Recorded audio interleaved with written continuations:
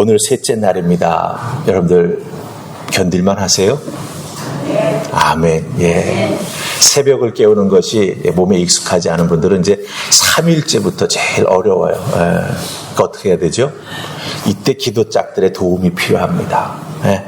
기도하고 전화 걸어서 격려하고 내일도 우리 꼭 만나요. 예. 내일 못 만나면 주일날 집사님 제가 꼬집어 줄 거예요. 간지러 줄 거예요. 우리가 좀 이렇게 위트 있게 서로를 이끌어주고 깨워주는 그런 귀한 모습이 있었으면 참 좋겠습니다. 여러분들 우리가 함께 읽은 마가복음 6장 45절로 52절 말씀, 우리가 잘 아는 바다 위를 걸어오시는, 갈릴리 바다를 걸어가시는 예수님의 놀라운 기적의 모습을 잘 압니다. 근데 여러분들 우리가 이 말씀을 보면서 절대로 잊어버리지 말아야 될 핵심이 있습니다. 네.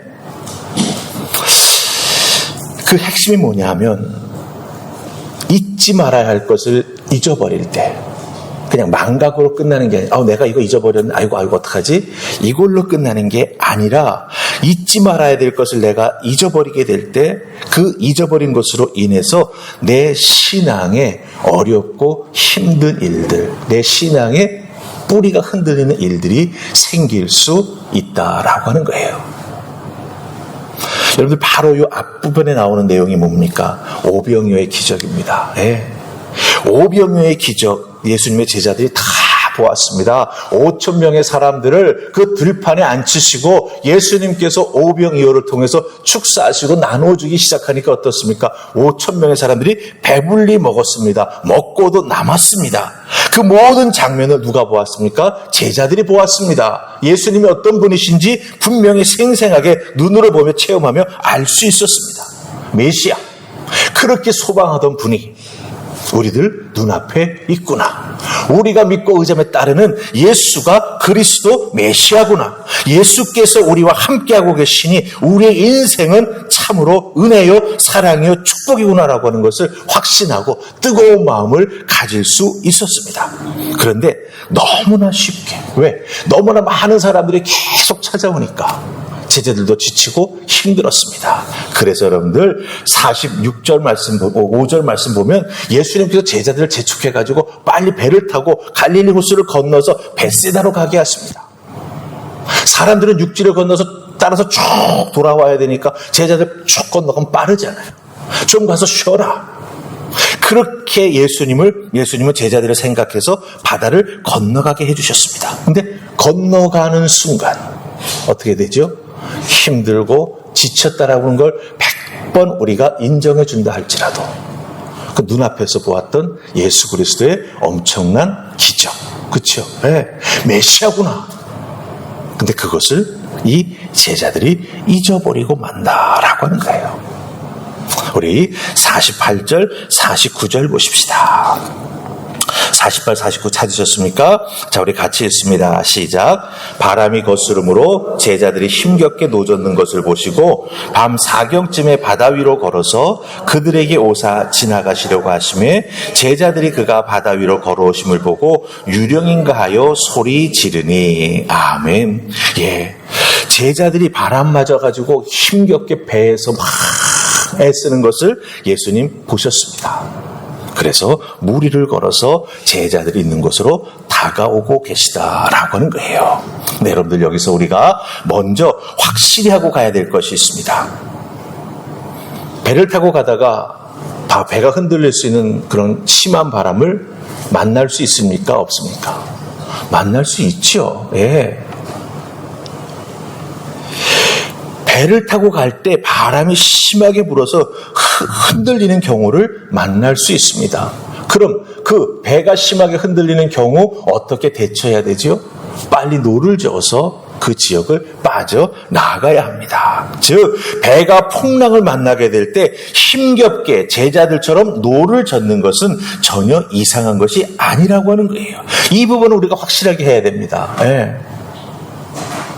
지금 제자들은 풍랑을 헤치고 힘겹게 노를 저어서 빨리 목적지인 벳세다로 가야 합니다. 그러기 위해서 지금 당연히 해야 될 것을 하고 있는 중입니다.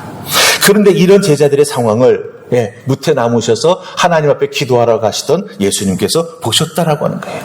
도와주기 위해서 예수님 바다 위로 걸어서 제자들에게 다가오십니다. 그런데 문제는 뭡니까? 그 물 위를 걸어오시는 예수님을 제자들도 봅니다. 근데 문제는 예수님을 예수님으로 본 게 아니라 뭘로 보았죠? 유령으로 보았다라고 하는 게 문제입니다. 조금 전 배 타기 직전 예수님을 제자들이 보았습니다. 5,000명 기적으로 먹이시고 그들에게 말씀 가르치시고 그들에게 놀라운 기적의 은혜를 베풀어 주신 그 모습을 다 보았습니다. 능력의 예수님을 보았습니다. 그 능력의 예수님이 동일하게 풍랑 중 물 위로 걸어오십니다. 다른 예수님이 아니죠. 그 예수님입니다. 동일한 예수님입니다. 그런데 물 위로 걸어오시는 예수님을 뭐로 보지요? 유령으로 봅니다. 같은 분을 보았지만 파도 치는 배 위에서 노를 젓느라고 애쓰는 상황 속에서 턱 본 예수님의 모습, 그 예수님의 모습은 제자들의 뇌리 속에 뭘로 딱 각인이 되는 거죠? 유령으로 각인이 되는 거예요. 사랑하는 하늘품 앞에 교회 성도 여러분, 우리들도 신앙생활에 나아가면서 은혜 많이 받습니다. 그렇죠? 말로 다 표현할 수 없는 하나님의 은혜, 내 삶을 만드시고 은혜 베풀어 주시는 은총을 덧입게 됩니다. 은혜 받았다고 우리가 말을 하는 경우도 있습니다. 그런데 그 은혜 받은 내가 인생의 위기의 순간 내가 은혜 받았던 것, 나를 만져주시고 내 인생에 있어서 묶여있던 문제를 풀어주시는 능력의 예수님, 문제를 해결해 주시는 그 예수님은 우리들도 이 예수님의 제자들처럼 종종 잊어버리는 경우 혹은 예수님을 잘못 보는 경우가 있게 된다라고 하는 거예요. 그 다음부터 어떻게 되죠? 받았던 은혜는 다 잊어버리고 마음이 혼란스러워집니다.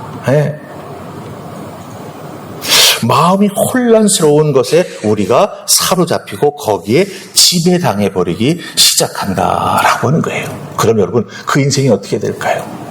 정말 인생이 꼬입니다. 은혜는 다 잊어버리게 되고 남아있는 것은 왜 예수님 이런 상황 속에서 나를 찾아와 주시지 아니하시지? 아니죠. 이미 예수님 내 옆에 계세요. 근데 그 예수님을 알아보지 못하고 없다. 왜 나한테 이러세요? 이렇게 되는 거죠. 여기에 지배당하기 시작하면요, 여러분들 신앙이 바로 서지 않습니다.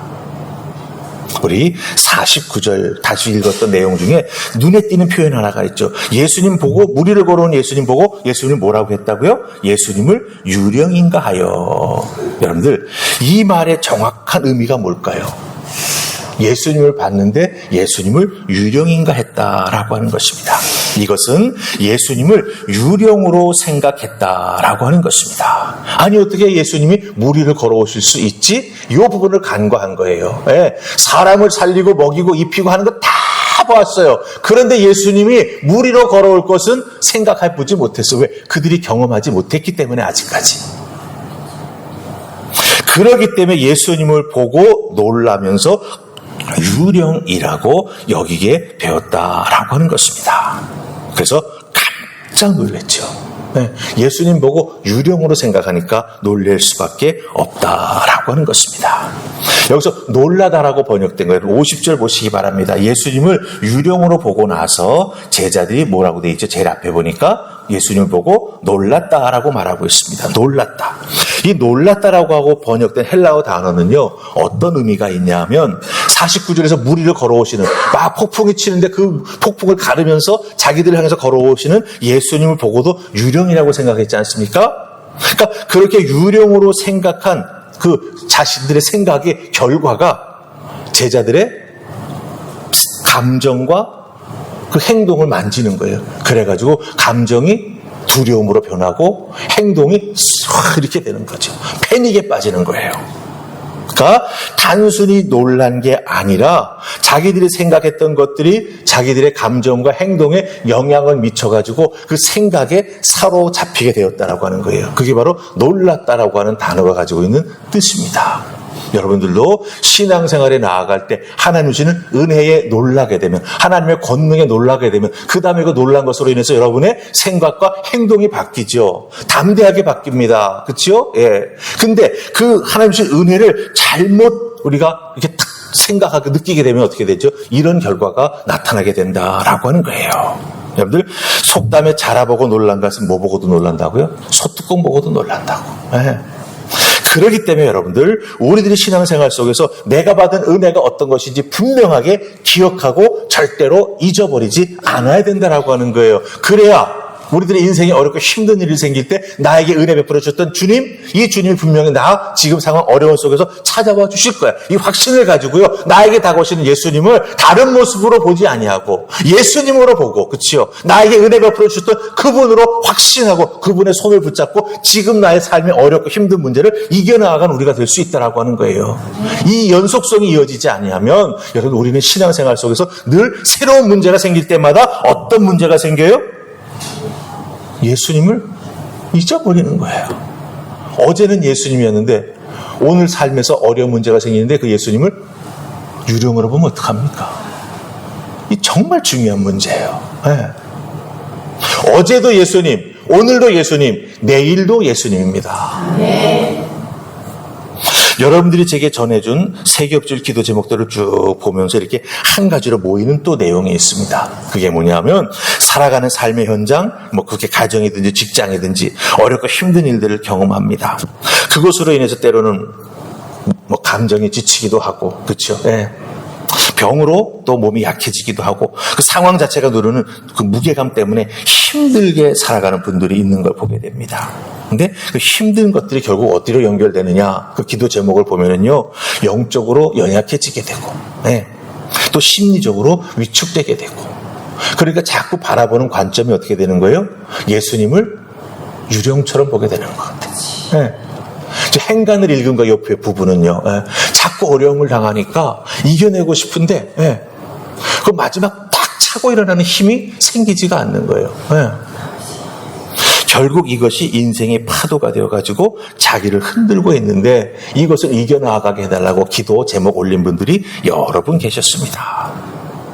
여러분들, 이런 것들이 내가 믿고 의지하고 있는 예수님을, 그 제자들도 예수님 보고 유령이라고 생각했던 것처럼 예수님을 이상하게 생각하고 그것에 따라서 움직여 나아가는 내가 돼서는 안 된다라고 하는 것을 여러분, 우리가 분명히 생각하고 결론을 내려야 한다라고 하는 것입니다.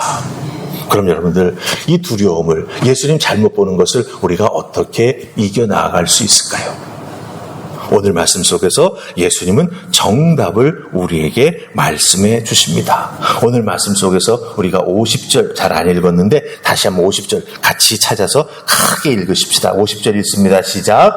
그들이 다 예수를 보고 놀람이라. 이에 예수께서 곧 그들에게 말씀하여 이르시되 안심하라, 내니 두려워하지 말라 하시고.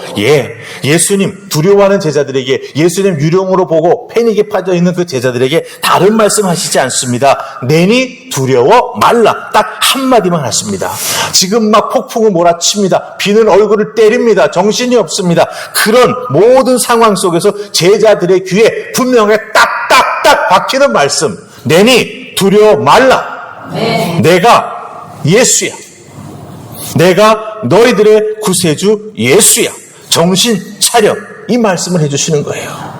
내가 눈앞에 있는데 어떻게 너희들 나를 유령으로 봐. 정신 차려. 이렇게 말씀하고 계시다라고 하는 거예요. 여러분들, 우리들의 인생에 높은 파도가 생기는 것 이상한 거 아닙니다. 여러분들, 예수 믿는다고 우리들의 인생에 파도가 안 생깁니까? 아니에요. 파도 생깁니다. 그것 이상한 것 아닙니다. 근데 중요한 것은요, 그 높은 파도를 만날 때 내가 그것을 어떻게 대처해 나가느냐라고 하는 게 참 중요하죠. 제자들은 풍랑 중 찾아오신 예수님을 두려움에 사로잡힌 나머지 예수님을 예수님으로 보지 못했습니다. 우리 인생에도 파도가 있습니다. 헤쳐나가느라고 힘을 쓰고 에너지를 막 소진할 때가 있습니다. 지칠 때가 있습니다. 근데 예수님은 우리를 도와주시기 위해서 다가오십니다. 그럼 그 예수님을 내가 믿음의 눈으로 정확하게 보아야 돼요. 어떻게 정확하게 볼 수 있을까요? 내가 지금까지 은혜 받고 예수님의 사랑 속에서 누려왔던 모든 것들을 잊지 아니하고 기억하고 있을 때, 네, 그 기억의 은혜를 통해서, 그리고 그 기억을 곱씹고 내 것으로 만드는 말씀과 연결시킨 묵상의 삶이 있게 될 때 우리는 그것을 이겨나갈 수 있게 된다라고 하는 거예요. 그래서 제자들이 빠졌던 그 문제를 52절에서는 뭐라고 말합니까? 예수님을 깨닫지 못하고 도리어 그 마음이 둔해졌다, 이렇게 표현하고 있습니다. 행하신 기적을 보고 예수님 참 좋은 분이다 알았습니다. 또 다른 문제 앞에서 예수님 잊을 수 있다라고 하는 것을 우리에게 보여주고 있다라고 하는 거죠. 그래서 여러분들, 눈에 보이는 것, 내가 체험한 예수님 잊지 않고 붙잡고 나아가는 우리가 되어야 한다라고 하는 것입니다. 예수님께서는요, 이 부분을 우리에게 확실히 심어주시기 위해서 예수님께서 기적을 베푸시거나 누군가를 만나서 은혜 주시고 그 인생을 건져주실 때 반복해서 하시는 말씀이 있어요. 뭔지 아십니까? 이것을 내가 믿느냐? 물으셔요. 내가 너에게 이 은혜 베풀어 주었어.